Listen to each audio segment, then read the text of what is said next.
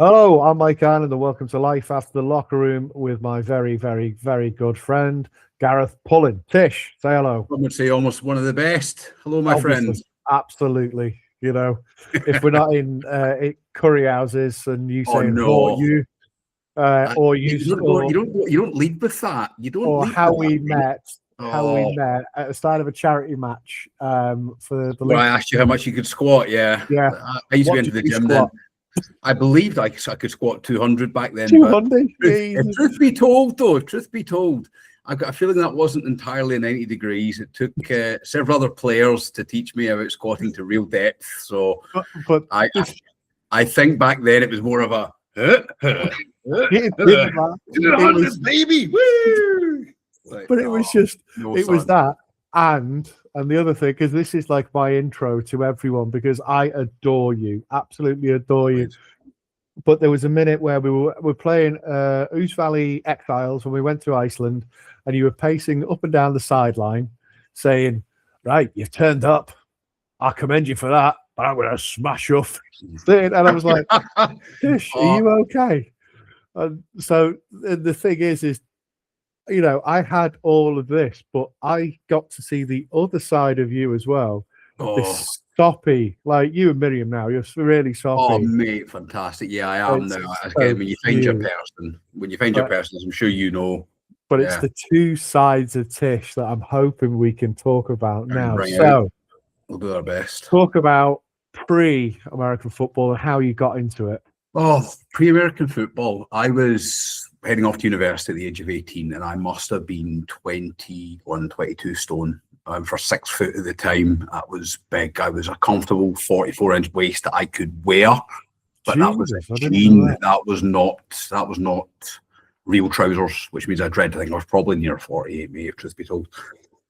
Going to a new university, being on my own, I wanted to make friends. I wasn't the confident, vivacious individual you see before you now.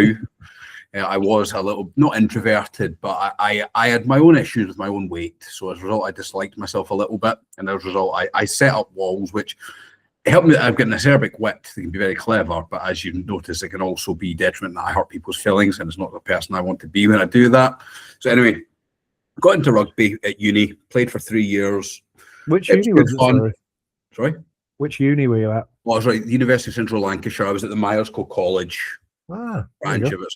I did a BA honours in management in golf. So I am Gareth Pullen, BA honours, if you can believe it. And what Ooh. management in golf is, I couldn't honestly tell you, my friend. I played 3 years of golf and rugby is what I did. And I drank a little bit in the meantime, to be honest. But the closest I got to American football was the Madden video games. And it was, I don't know if it was the 2000s. Was it 2000s? God, I'm old. Michael Vick was the cover athlete. For anyone that knows which one that is, please let us That's know in the got to comments. be. I can't even. My brain's too mangled now. But I'd played the video game, and that was all there was to it. And then when I got my second job, my first job was in Lincoln. 6 months of misery, selling golf clubs. It was horrendous. Like the actual golf clubs you hit, it was $7,500 a year plus commission. It was a horrendous job. It really was depressing situ. Anyway, that business went bust. Thank goodness. Mike Ashley took over them. Oh, right. Okay. Yeah, indeed. That lovely individual. Anyway, no politics. Before we started on that road. So anyway, back to where we were. Rugby. I played for Stevenage. That was Stevenage Town, and it was great. And this was, I don't think any of those individuals are with the club anymore. But during the time, there was an individual who was deaf. And he played third, fourths, but he turned up to summer training, and it was second or third year in, and it was summer training. And he was running with the ball, and one of the guys shouted, "Hall, pass the ball," or not Hall, but pass the ball, pass the ball. He wouldn't hear me. But they didn't laugh with him, they laughed at him. And that was it for me. That was it. I was like, I don't pay subs to be part of a club that doesn't treat an individual very well, or doesn't treat, you know what I mean? So I binned it off, and at that time, the individual's name was Gareth Thomas, approached me. He was a very good friend of mine, Sumo, Rob Renshaw. His brother plays American football, Chris Renshaw, if people know down south. Anyway, waffle. I got reached out to by Gary. He said, "Look, do you want to try playing American football?" And Yeah, I did. I tried. I turned up for the Bedfordshire Blue Raiders, and I was put in a defensive tackle, which I played for multiple years before I was moved to linebacker, and got into my fitness because obviously you couldn't really be a 20-stone linebacker when all you ate was pudding. I didn't metal about it at all. So yeah, what do you like, cake? yeah, I know, cake and beers and all that good stuff.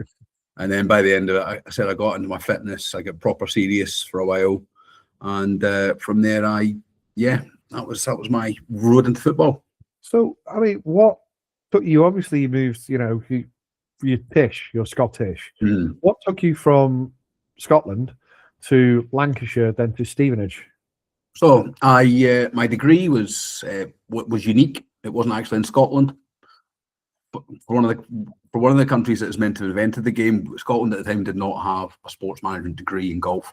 Yeah. So, fortunate enough, being the fact that I'm Scottish born, the Scottish government paid for my education. So if I couldn't get it in Scotland, I could get it elsewhere, and the government would pay for it. My mother very kindly then paid for my digs as well, obviously student loans as well, and working side jobs in Asda, that just keep the beer money up. And then from there, I got off my first job after 3 years in Lincoln, which I took. And then from there, I was really unhappy in that job. I got offered a job down in Stevenage where one of my best friends, Kevin Lewis, his family pretty much took me in. I played with Kevin, and then his family, his mother and father, beautiful people. The first day I went down there, I turned up to his sister and brother-in-law's wedding. And the very first day they met me, that was. And I'm godfather to their third child, Finlay, and they also have Ellie and Lily. Lily's turning 18 in April, if you can believe that. So yeah, so anyway, it's all tied into that. So I like that. Amazing. I was trusted to be a godfather, but there you go. I don't have to do it. It's wicked. Yeah, because like I say, is that I was never kind of quite sure how you ended up in Stevenage. But, you're now in Cardiff. Cardiff, my friend, yes. So again, I took this role with my current employer about 3.5, coming up 4 years ago. And Smashed it. We don't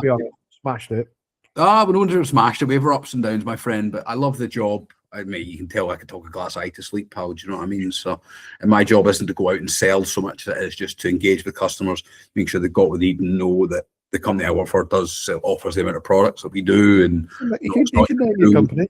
Sorry? Hilty. Name the company.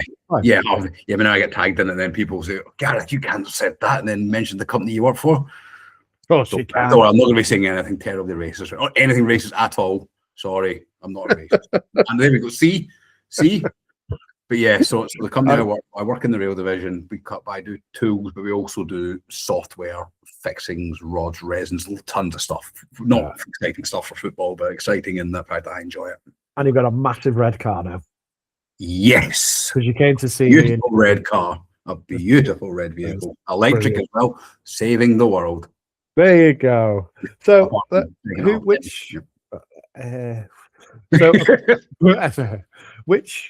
were you playing for? Was that the Bedfordshire Blue Raiders? Bedfordshire Blue Raiders was who I played for. 5, 6, 7 years was it? And then obviously we had a local rivalry with the Milton Keynes Pathfinders for years. For at least my first 4, 5, 6 years, Milton Keynes were the fledgling team, and we battered them, to be honest with you.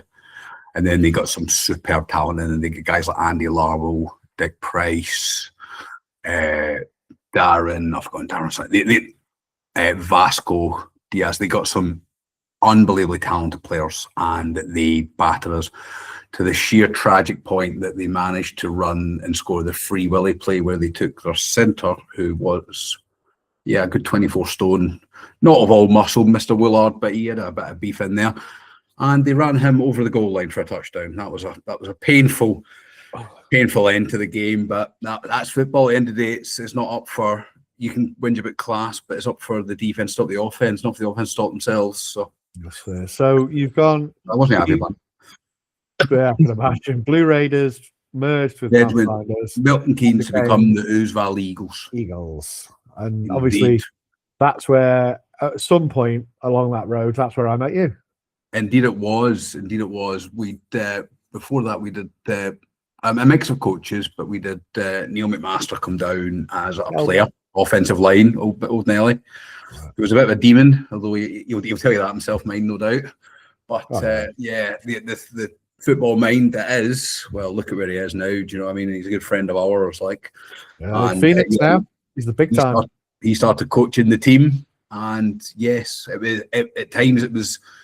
No, I wouldn't say too professional. I loved that side of it, but for some people it was too professional, or it was not professional, but the attempt to be professional. You weren't expected to lift loads, but there was a bit of a team ethos of you should work out, you should know the playbook, you should watch film, you should understand what football is, and you should understand that I won't pick on our friend, but as a defensive end, if the right tackle cut blocks you, there's a very good chance he's trying to get your hands down. Why would he be trying to get his hands down? Because on a double wide, you're likely to get a wide receiver screen. You explain that to your defensive end friend, he goes, right, so I don't just run forward. No, mate, no. We think, but anyway, that helped me become a slightly better player if I do say so myself. Was this defensive end friend still being the Seahawk now? Oh, maybe allegedly. Maybe allegedly. May have just fantastic football player, I might add. And I think probably one of my most enjoyable moments was him turning around and saying to me, mate, I had him draw out an offense to take on a defense that I'd drawn, and he did. And he had reasons to why he was running the routes he put in, and I was like, yes, mate, you've kind of got the game now, rather than just see ball, run it ball. We love Coop. Yeah, we genuinely do. I've got so much time for Stuart Coop. He flattened me last in that Leicester game. He went right over me. Did he? Wouldn't lie to me. That was pretty much when I knew I was a bit not because he's a very good player, because he is, and he works out and he deserves it. But I wouldn't lie. He tried to offer me back up, and my ego wouldn't let me accept it.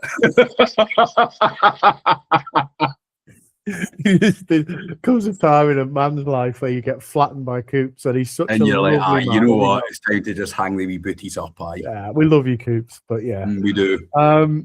I still remember there was a story. I didn't realise at the time that he was blind in one eye.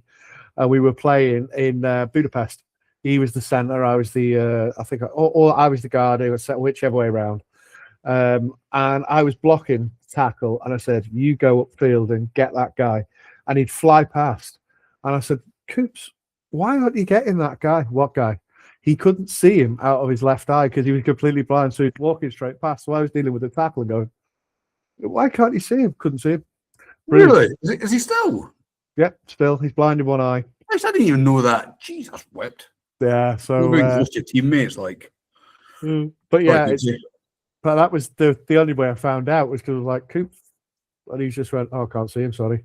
But he's an effort player. He's a glue guy, mate. I got all the time in the world from him. Such a nice guy. Yeah. Even if he does spam the Masters chat with, it can be at times with his various escapades. But then he knows it winds me up as well. That's why he does it. So we go to Iceland with the Exile. Then we go off with the herd to Parma, Budapest, and then Budapest. And at this point, I'm thinking you're starting to kind of knock it on the head a little bit. Maybe, perhaps. I think I still had a year or two after that, and I said that the team out in Budapest, we were quite stacked. Like, there was average.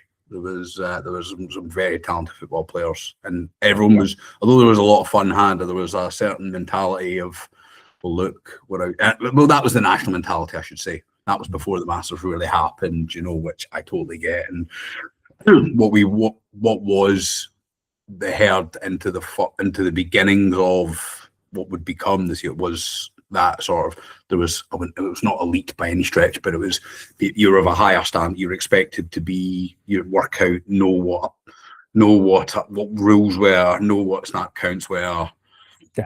Yeah. Be able to at least BS your way around what sky coverage was, which is all that is BS. That, by the way, well, what we do is we all move around. One is what we do. One in the NFL. Cover 3 sky, obviously.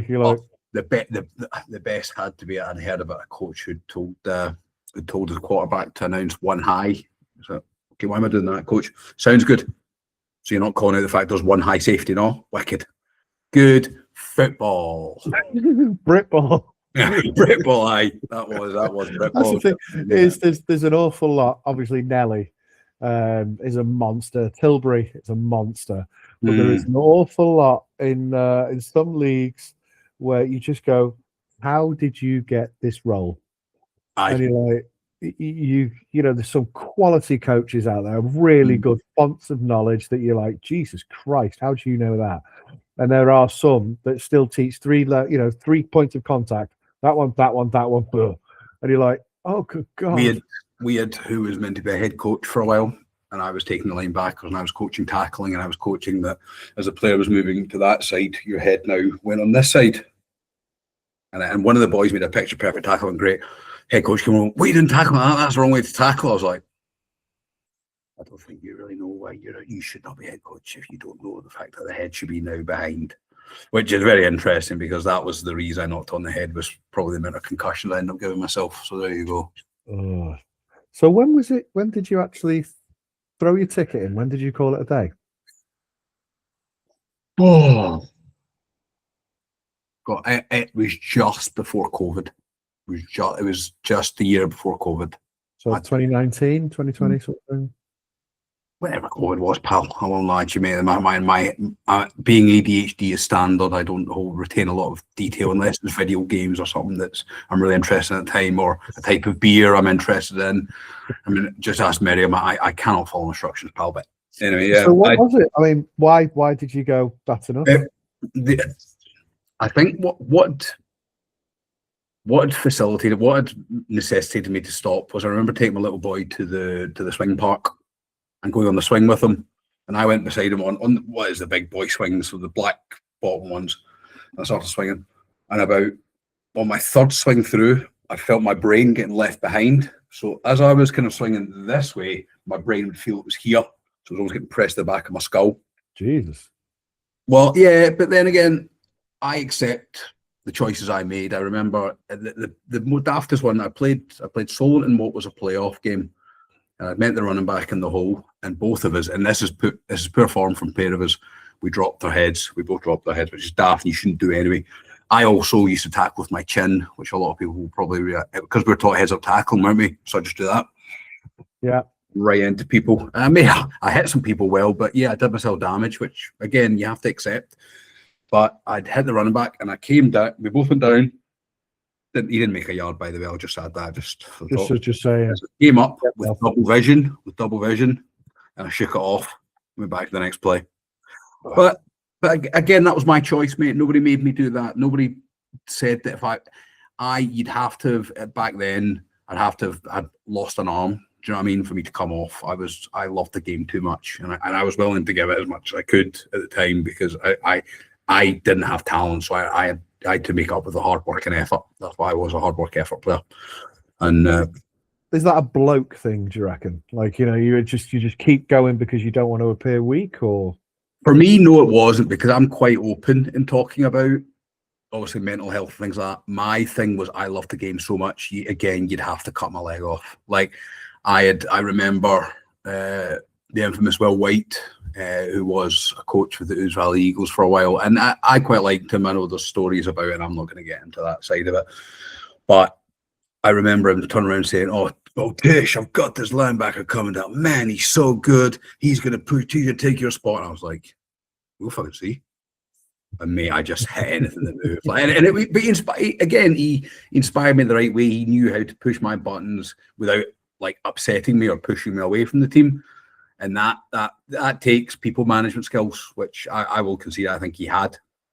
Yeah, that's fair. So who was it? Who was it that came down and never met, you know?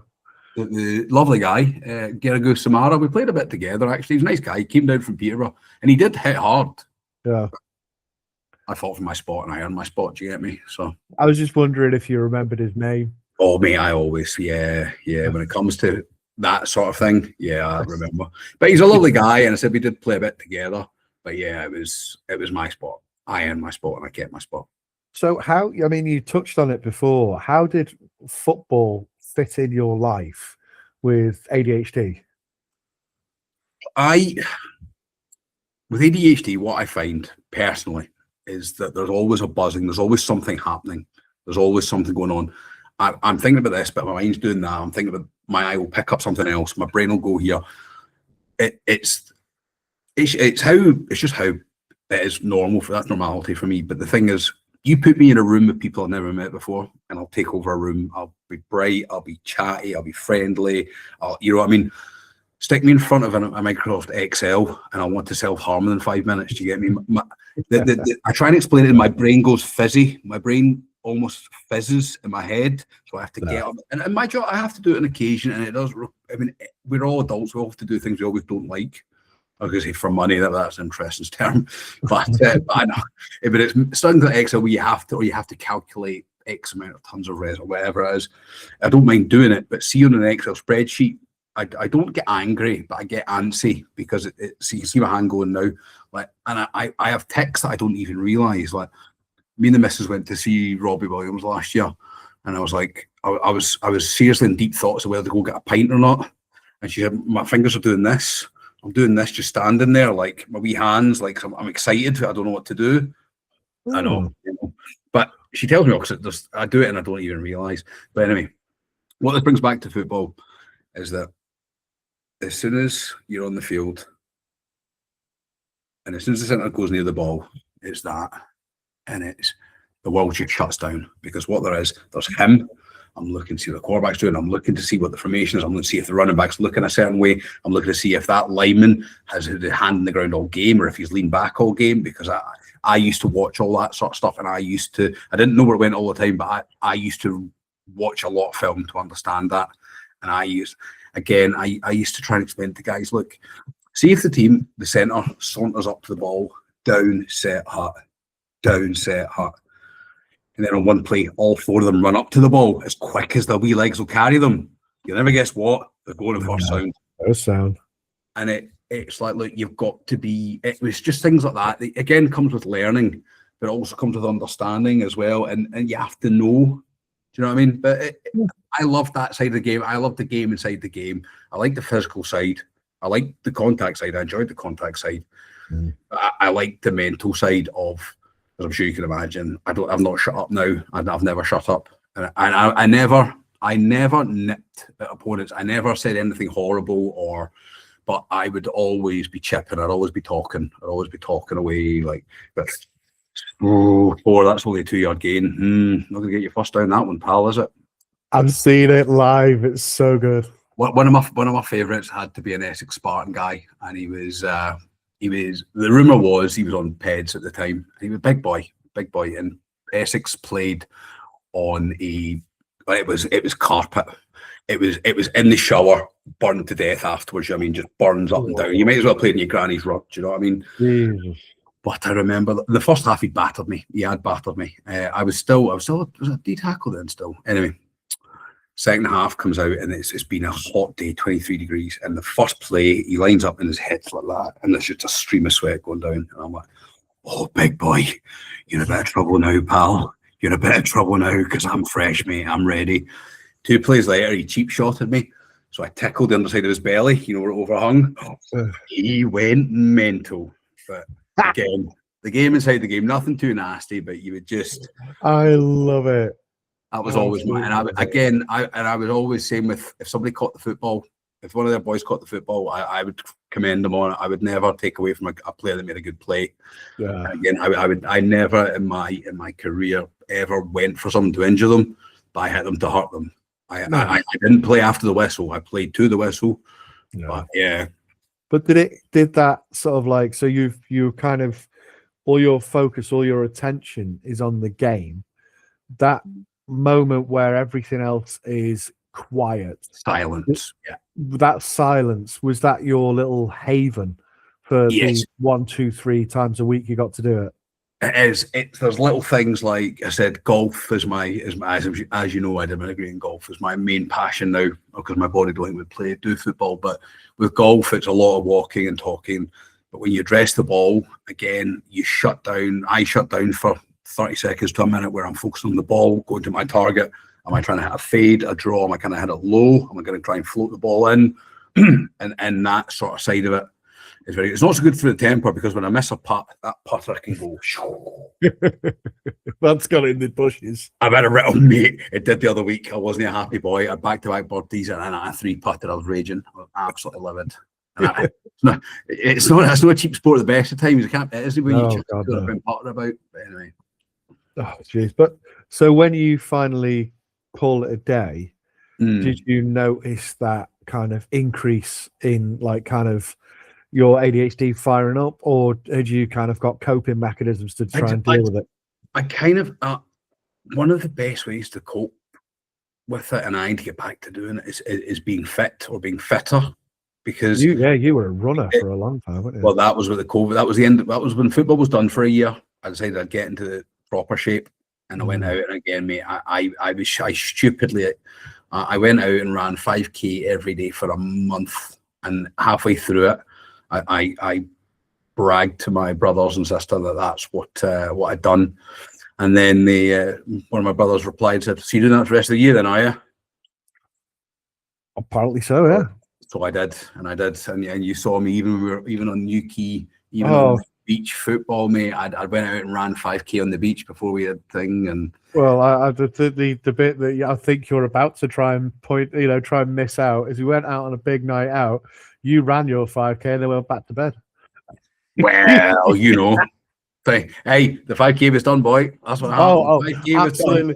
Well, that shows the dedication. Was even though you were hungover to death, you were like, I'm running. So it was just like, but again, that's the other beauty of ADHD. There's a hyper focus in there as well. Yeah. There's a hyper focus that becomes almost hell bent. Like when it was game week, when I really was into my football, it was on the Friday when I used to work in London. I'd be heading back to the train, and I'd be doing swim moves past people who are pedestrians. Like and I would genuinely, like, I wouldn't hit somebody, but do you know what I'm saying? I would, on the way in and out of on the train, I'd read Lou Tepper's How to Be a Linebacker.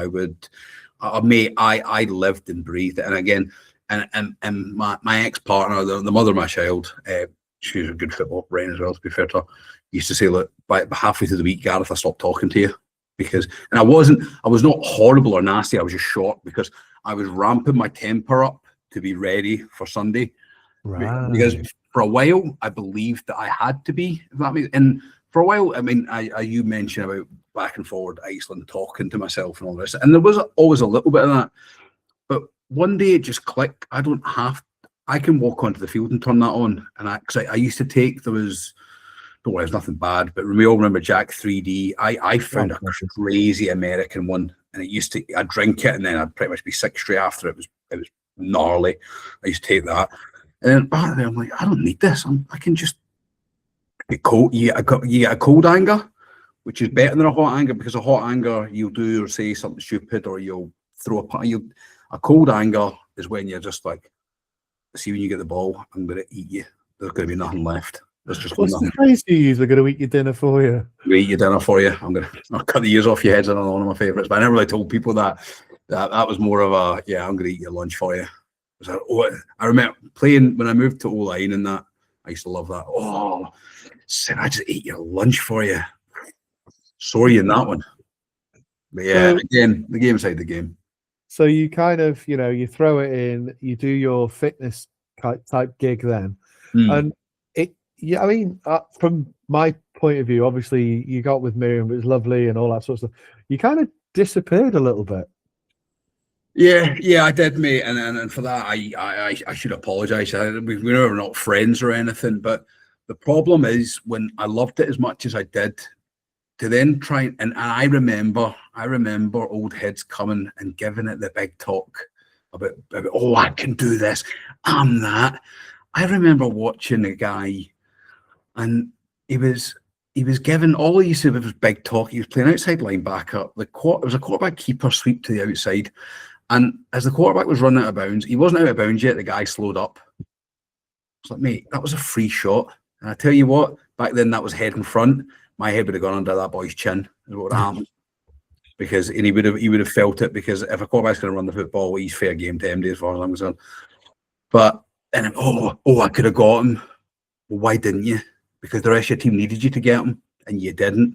And I got to the point where I was too fouled and slow, mate. And I'm not going to lie to myself and go, oh, I can still do that, because as much as I want to, mind does, I'm not good enough anymore. And I tried, just before I finished, I tried to out for the Bristol Aztecs. And lovely bunch of lads, really nice bunch of lads. But I'm like, I won't lie to you, I did about a month and a half, and in the end I messaged the coach, said, look, I'm just stealing reps from far better players. I wouldn't be playing it. I don't have to play the Premier at my shape and size and stuff. Like, I would just be a bit of a drain on the team. I'd be a lovely couple £100 in subs, but but I wouldn't really be, and I don't have the right to demand to start or even be in the conversation when I'm not good enough. And that was always, football is tough because there's a participation versus performance, and there'll always be a discussion around our game, and I respect and I get that. But you cannot turn up expect to participate at Premier level. I'm sorry. You have to turn up and be an athlete and be one of these boys that could then go on to the NFL or college or achieve levels of such impressiveness, or guys that even just, again, blitz when they won the EFL back in the day. Do you know what I mean? The top level, and to turn around and go, oh, I think I'll have a few puddings this weekend and then I'll try and play some football. But, nah, mate. Nah, you're in. I always believe with football, you're in or you're out. I was a bit of a rah-rah kind of guy, and I get that. And I remember one boy posting on Facebook, oh, I used to have a captain who used to shout and do all this. And I went, yeah, that was me. Yeah. and I felt he's like, oh yeah, I used to laugh, but it wasn't that. It didn't really matter. I'm like, mate, you were a right tackle.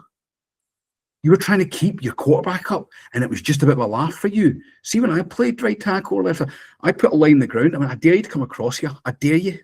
Do you know what I'm saying? Yeah. And I tell you what, as soon as the ball went, I was going downfield because I wanted to see a linebacker didn't see me coming. That's what I wanted, because I wanted to punish people because I was there to play football. And some people were just like, oh, well, what if the boy breaks his leg because you've been out eating puddings and you don't know the play call? And that's where and again, it's a tough line of, like, I just can't imagine turning up and going to Joe the Nationals. Oh, I'm gonna play left tackle.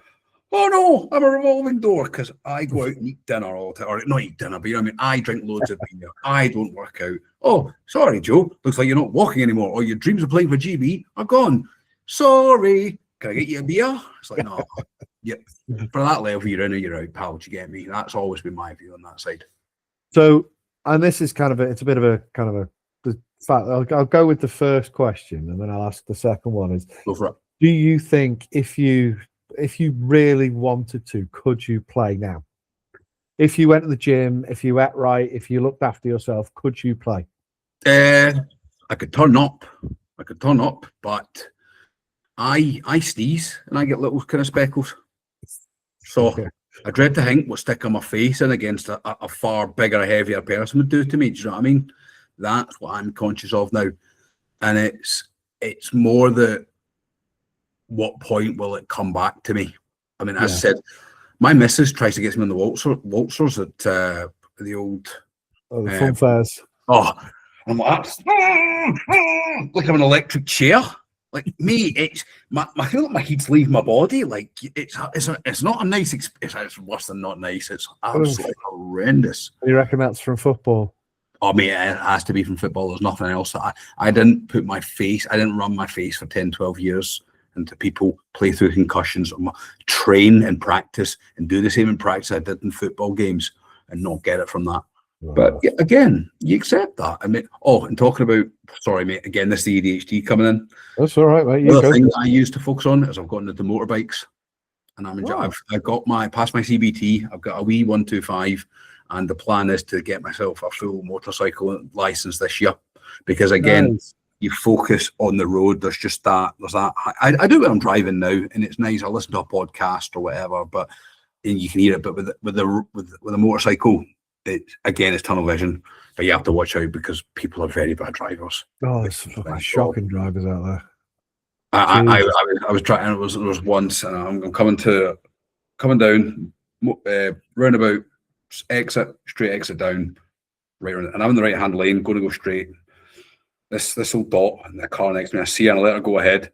She goes from the left hand lane to the middle lane back to left. She'd have gone right over me. Yeah, absolutely. You know what I mean? There's just, you've got to be very aware of people. But it's I enjoy the motorcycle side. I enjoy that side, but I want to get something quicker and faster. That's the next, once I pass the main test. Good on you, man. I mean, you was talking there briefly about kind of that, you know, you go on the waltzes and you feel like your head's going about. You were going on the swings and you feel like, and it's and I don't even know if you know, because it's something I sort of am quite aware of. I know Georgia is terrible. Do you worry about, like, I mean, there's big things with CTE and like kind of dementia, Alzheimer's, all that sort of. Do you worry about that? Yes. Well, my grandmother had it, and it was one of the most heartbreaking things that we were going through. I remember it was Christmas. It was a Christmas time, and it was before she'd gone. But she was sat there at Christmas dinner with us all. My nana, my Dama was what I called him, my granddad, my aunt, my uncle, my cousins, and Shirley's looking around like this, like, you know, when somebody can't place you and they're just sat there. Yeah. And that woman was a beautiful human being, such a kind, inspiring woman, and like but then what's also quite entertaining is, not entertaining, but my grandfather on the other side was a manic depressive with bipolar, as is my mother. So which again is hereditary. And you never guess what, repeated bangs in the head don't do you good for that. So you got it. I've not got bipolarity, but I see the ADHD with a bit of manic mixed in, but and it will only be added to, I believe, with what I've done. But I accept that as long as I don't become a burden on my family at a later. That's my, if that were to be the case, I'd rather be jettisoned out into the big blue, to be honest. But I mean, do you do anything to keep on top of it? I mean, like, I know maybe not like kind of medication, but counselling, therapy, that sort of thing. Do you do anything like that? I have gone through some counselling and therapy. I did it more for my my drinking. Not drinking. I don't have a drinking problem, but I had to isolate, as you and I have discussed in private, that again, ADHD is a fantastic thing, but it's a dopamine release with the brain. So, oh, that's delicious. Delicious. And before I know it, I've smashed a pint where somebody's had 2-3 sips, and I'm like, I want the next one. But the problem is that dopamine rush doesn't lessen by the 4th, the 5th, the 6th, the 7th, the 8th. It doesn't lessen. So what happens is you end up losing control. You end up being not the person you really want to be, whether you're overly, not aggressive. I was never an aggressive drunk, but snidey or not snap. You know what I mean? And then again, you don't want to ruin the night by being obnoxious and stuff. So I haven't gone to therapy. We kind of discussed it. I mean, and there's still times I make the mistake, or I fall off the wagon, but I do get drunk beyond. But it's lesser. I'm more in control of it when I choose to drink. I drink at a level that keeps me without then going absolutely babbling or talking absolute nonsense. And Miriam's been part of that support, and she said, "Look, I love you, but I don't like the person you don't become, but." You sort of say things that are not very nice, or you do stupid things. Just like, again, nothing like, again, no violence, no crime, no like that. But just out stuff that she knows the next day I'd regret for not being things. So as for that's what I've done to try and tackle that. It has helped. I wouldn't say it's perfect because there's no perfect solution, unless you want to give up drinking. And I'm currently in a position where I really quite enjoy my drinking still, mate. I won't lie to you. Yeah, you're a big fan of craft beers, aren't you? Oh, mate, craft to death, mate. Absolutely to death. I love it. I absolutely love it. So I enjoy that, and I enjoy the social side of it and being out again, mixing with people and all that. But I could do it sober, don't get me wrong. But again, I'm now acutely aware of when I'm maybe going a little bit too far. So I plan out a bit better is what I'm kind of saying. Well, that's the thing is, you know, just to kind of, for people that are like looking in and going, what's he talking about? He goes nasty. You never go nasty. You just go like Tish plus. You go bravado Tish. And it's your footballing persona that I know comes out. It's just this big presence. It's just, I'm Tish. And you go, all right, okay. But that's the thing is, whenever you come up to it, it's like, right, we're having a good time. Let's go. It's never nasty. No. It's never nasty. So for people that are looking in and going, "He just turned into an arsehole." No, you still love it. I've never ever. The only time I would ever turn is if somebody was aggressive to a friend of mine. But even still, I'm more of a talk down than a I've seen that as well. Someone kicked. I think it was Coops. Someone kicked off at Coops, and you went, no. Right, you're having this, and I was like, see, that's Tish. Yeah. It's just not. It's just again. It's losing the control, not being in control, mate. As we all know, can be a frightening position, mate. I mean, from your previous careers, obviously you come across people in multiple states, and when you're not in control, you do sometimes. And there's nothing once you wake up the next day and you don't remember what you've done, because God only knows what you've done. You can believe you never would, but there are people that say things or do things that they never meant to do. But by God, it was you in that moment, whether you know it or not. It was you, and that's what you've got. Not that again, I'm not afraid of that, but there's a healthy respect for knowing that to be in control as a grown man, as a father, as an adult, that there has to be a certain, and how you speak to people and how people are treated and all that good stuff. I get that. So, and the other thing is because obviously we talk about you being this big person and this big personality, and obviously you chatter on the sideline. You eat their dinners for them and all that. There's the line, you're not coming over my line, I'm going to smash your face in and that. Yeah. So, and it's kind of, again, it's a kind of an odd question, a painful question to ask. But now that you can't play, as a little bit, do you feel like there's any loss of pride in not being able to go and, serve up someone's dinner for them? Like, not for me, because at the time, I gave everything I could to it. I played through concussions. I played through a hyperextended elbow. I played through a pinky that got absolutely pinky brother. And you try to get rid of him, never leaving. We're both back here. Look at that. The worst thing about that one, right, is that I cut that in a face cage, right, and I woke up. I sellotaped it, because I had to work the next day, because it was Sunday into Monday. Yep. And all I did, because I hyperfixate, I thought about football all day and the game and what I did. And then when I woke in the middle of the night, I was sleeping. I woke up in the middle of the night, and I went up and I tried to tackle, and I did it in the middle of the night, and I banged that against the wall. I won't lie to you, there was a few tears shed. I lay there in bed like. Because I still have a little brace that I'm meant to put on, but in an entire year it has done he and haw nothing. Hey, Stan, you might, if you want to do it one night, we'll get on the beer and we'll take a hammer to each. All right, you know what he does in casino, but we'll do it for like right. You will be straight. I mean, but again, mate, I can grip a golf club. So it doesn't really bother me. It's not really ruined my life.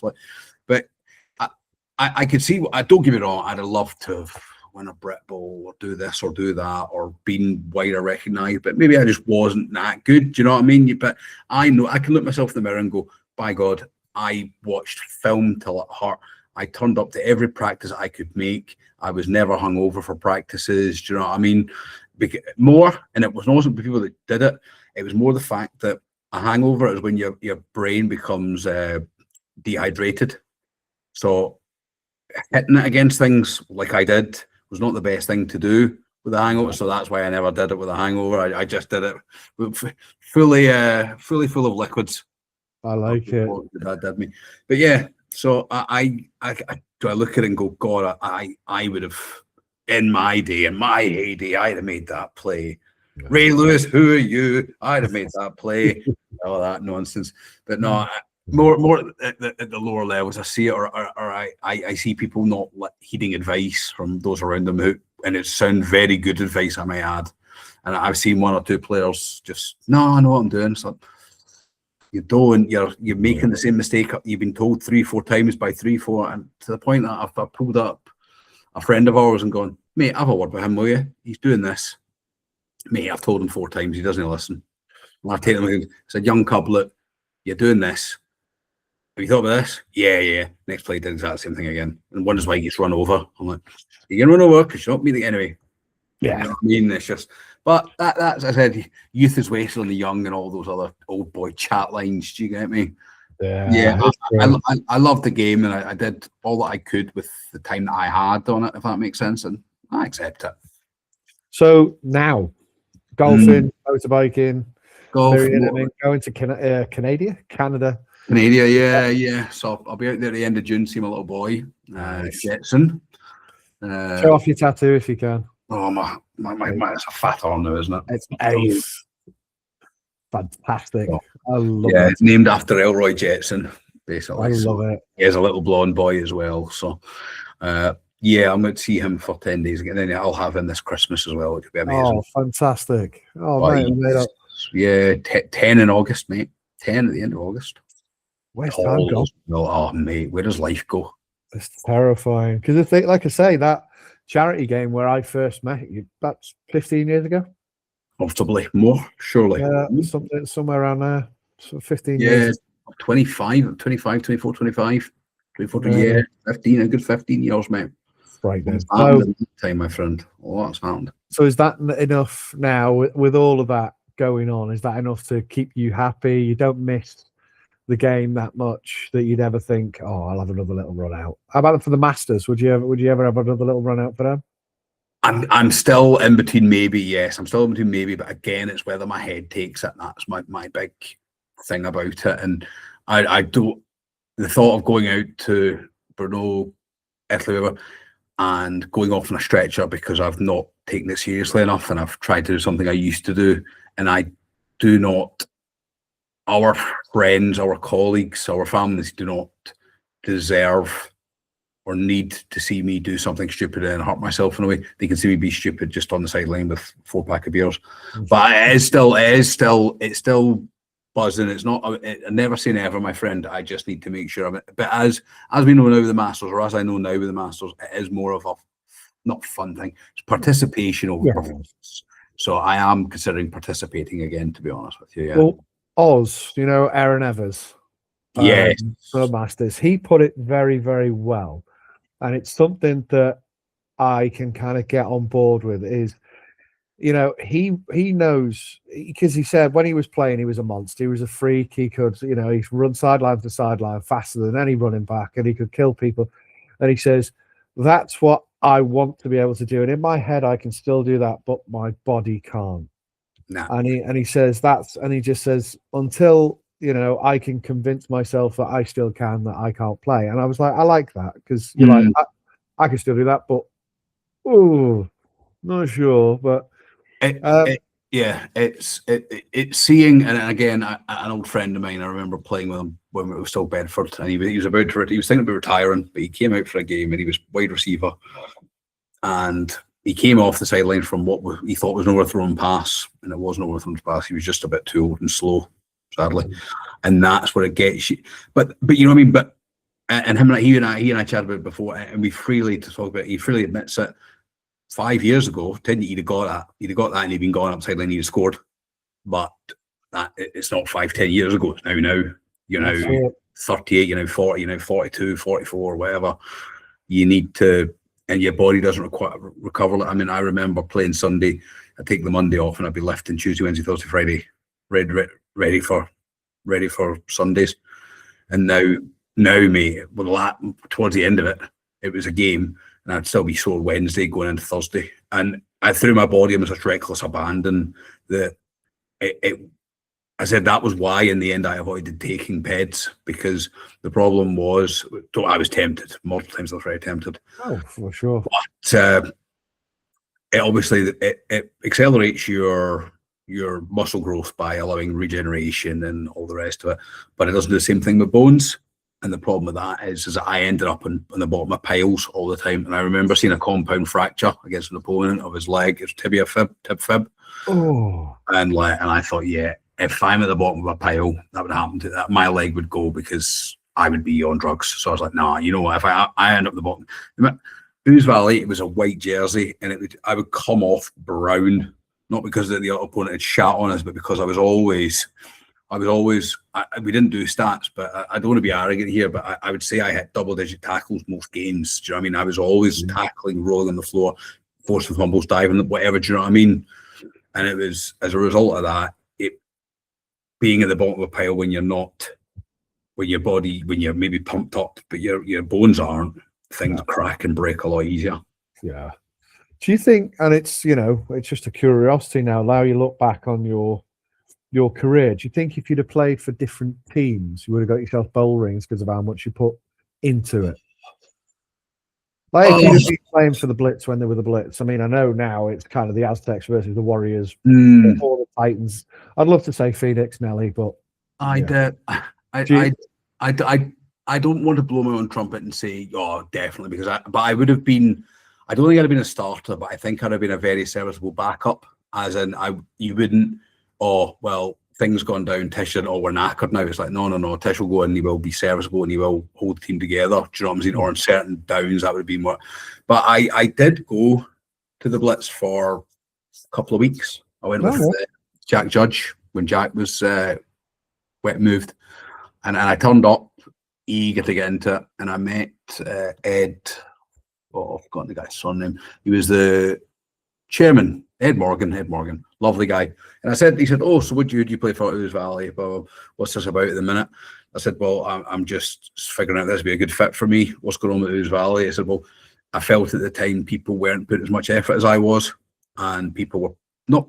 You've got to enjoy the game, and there are people that do play loose. And I got that getting a bit older, but I also know that some people would not turn to practice and then expect to start. Or I was offered by an opponent once offered at the end of the game, oh, Tish, we know how good you are.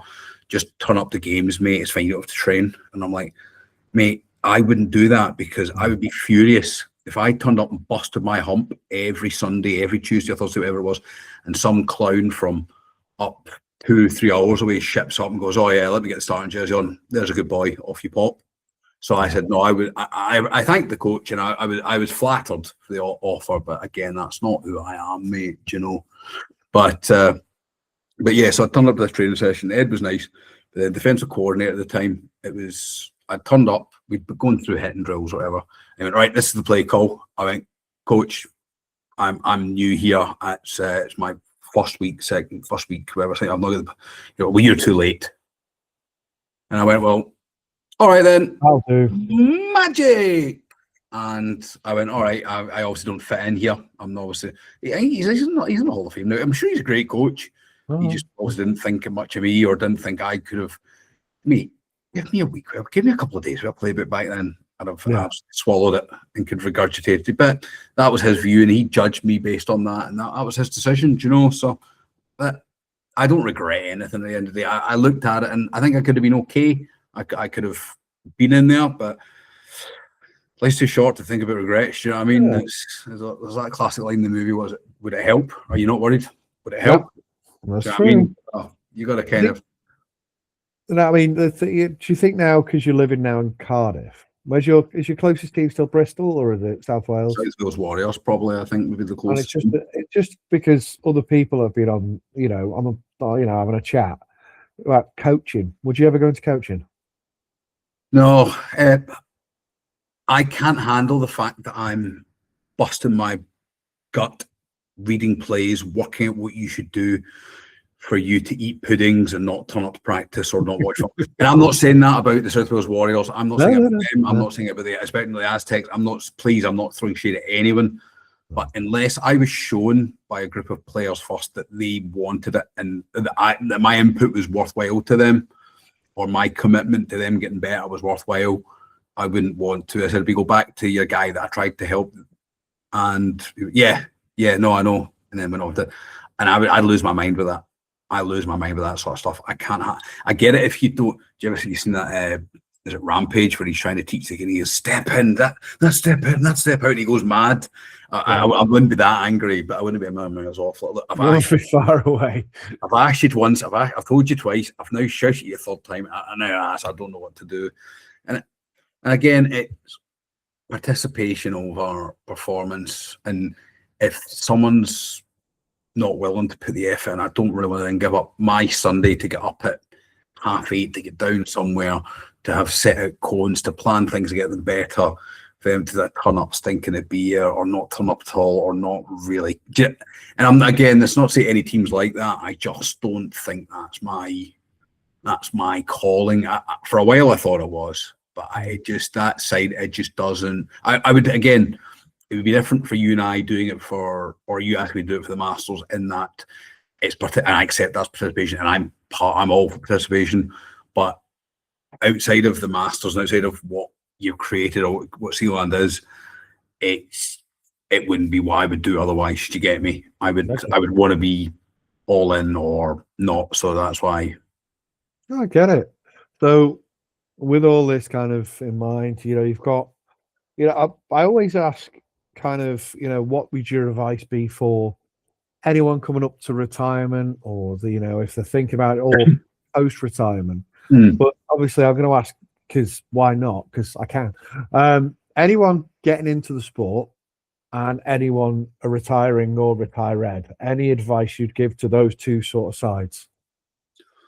Get into the sport, obviously, you've got to learn, i.e. you've got to pick up. Most people, and I believe people get involved in and stay in sport because they get better incrementally. I mean, you start from brand new with no skill to you made that tackle, you read that play, you picked up that interception, you knew what, I mean, it can become addictive in a positive way, in a very positive way. And I would always recommend to anyone that looks at the game to give it a good try. Don't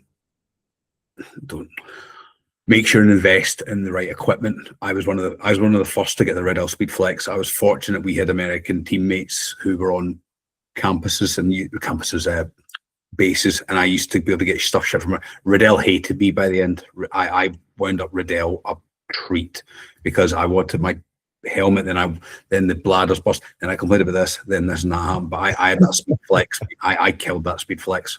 Absolutely, it's just like it's not meant to be for me. It's just bits now. It's just bits.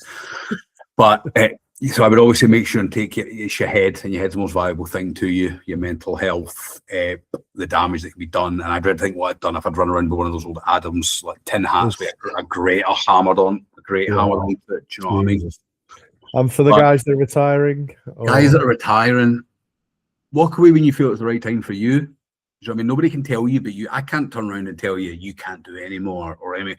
Only you can decide that. But you've got to ask what you're leaving on the table.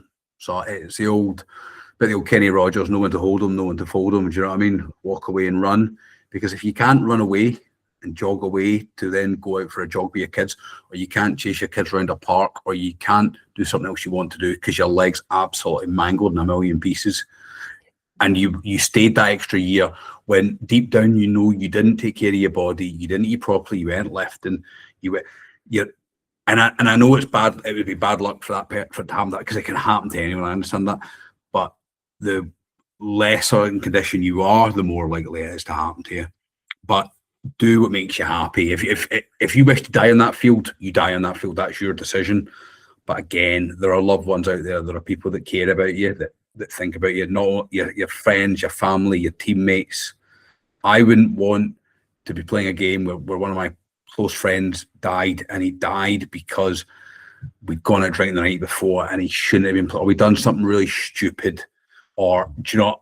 And again, I'm talking about over participation to performance, going out against some absolute freaks and thinking you can mix it up when you've not taken it here, because those youngsters have. Yeah, and that's all I'd say to that. But be able to walk away. Make sure you can walk away. But you've overall you've enjoyed your career. Yeah, there's no shame in looking back with rose-tinted glasses and telling everybody you're the best in the bar. Do you know what I mean? There's no shame in that. Make sure there's nobody that used to know you played, though, that could prove. Oh no, here's you missing that tackle. Here's that guy running over you for the third time the same game. Like, that was not me. That was somebody else. Jesus, that was me in Montpellier when I played. Me, pal. Yeah, you went against the real ones. I went against tackles. Veterans. Oh, one of the veterans bumped me. Oh mate, yeah, that was. I think that was one of the big moments where I got run over, not run over, but I was hitting the back foot, and Evan said, mate, Evan dogged me out, and I went I went angry. Well, but he did, and he had right to. He's one of my best friends. I then went mad, and I then hit everything that moved a lot harder because, again, it turned on a switch, and he knew what he was doing. He's a great people person, so he is a very smart guy.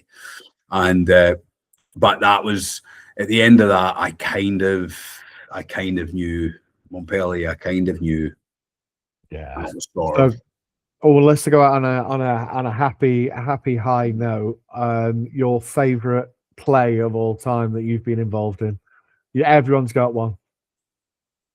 Do you want me to do mine first? Go for it, my friend. Go for it. Mine first is my first ever season, 2006, playing the South Wales Warriors, your closest team.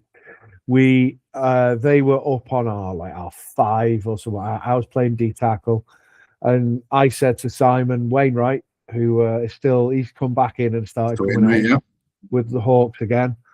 He just said, you swing off the garden centre, just literally grip them and just grill them as hard as you can. I'm going to come through. And I just remember looking up, and I knew where my hand was going to go on there, and my hand was going to go on there, and I gripped, and I just crushed them, and literally kind of drove them as hard as I could. And I just saw this flash of red go through, sack the QB, we'd won the game.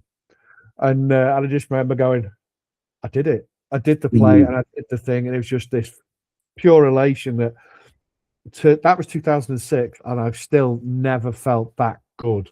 And I wasn't even involved in the play. Yeah, I just literally did my bit of grabbing these 2 guys and pushing them over there, and so he could be a superstar. But I never got that feeling of ever again, and I felt like for the rest of my career, I was sort of chasing that dragon of a fashion. So, but that's mine, and that I will always hang on to that. So go on, you've got to have one. Rather than plays, because I don't mean this to be, there was too many in that. There was one game where I managed 3 interceptions, one got called back. But probably one of I get 2 highlights. I get 2 highlights, if I may. No, absolutely. You take the floor. First had to be our first charity game. The season came out. They were a nasty bunch, to be fair. But a young Rob Hardwick was playing with us. What a guy! And I took him aside, and he messed up. I went, mate, don't worry about it. You got this. You've got it, mate. Just stick at it. And years later, he turned around and he said, mate, because of you, I stuck at the game. And at least that's my telling of the story. He might say something else, but he said, look, mate, you believed in me, and that meant the world to me, and it really pushed me forward to play football. And the second, and this is probably the number one, and no disrespect to Mr. Hardwick, young lad came to our training sessions, gangly character, and we were teaching at the time it was the pterodactyl tackle. So what it was you stayed low, you ripped your arms up, so it brought your hips through, pop the hips, and then I was talking through all that. And he ended up going on, and he became a very good football player. He went out and played in the GFL for a while. And I remember he came back, Jack Rice. And I remember he came back to a game, and he handed me a Marburg Mercenaries hat. He said, mate, I got to there because of your help with the coaching. I mean, I almost get teary about it now, mate. That's what real highlight. Not to say what you said, because mate, what you do and what you give people with it is where the real highlights are. I know it sounds cheesy, but it's not the X's and O's, it's the Jimmys and Joes and all that. But it's the people you affect. I mean, myself and Evan becoming the best of friends. Obviously, you and I being so close. Me and you know what I mean? There's those moments. You finding George. There's just those moments. The game's great moments. As I said, interceptions, tackles, forced fumbles, touchdowns. But by God, having those friends, having I've got one play.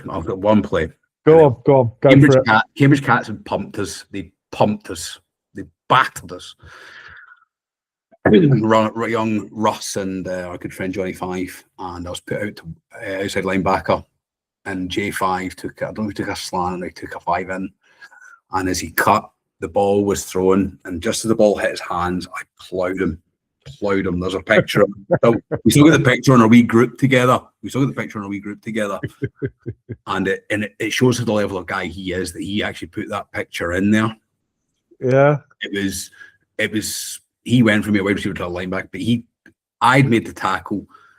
He caught the ball. I'd melted him. He'd caught and held on to the ball. It was just one of those moments where everything, the hit is me on top of him, but there's still air, because that was probably my favourite. But the fact that we all still enjoy it together is quite an honour, to be honest. Because what a fantastic player he's become. Oh gosh, he's a monster. But that's the thing, is it's like you say, is it's not the actual play, it's the people along the way. Mine is obviously Si Wainwright. He's still, I'll always class him as my football dad, and I'm like, hey, do you want to run this thing? It's yours. So it's just the connections. It's the relationships and things, mate. And I know it sounds cheesy in that, but it is those moments. It's the cheese and wine with Burridge and his wife. It's the fun sides of it. It's all those moments as well, and that's what makes the Seahawks so special.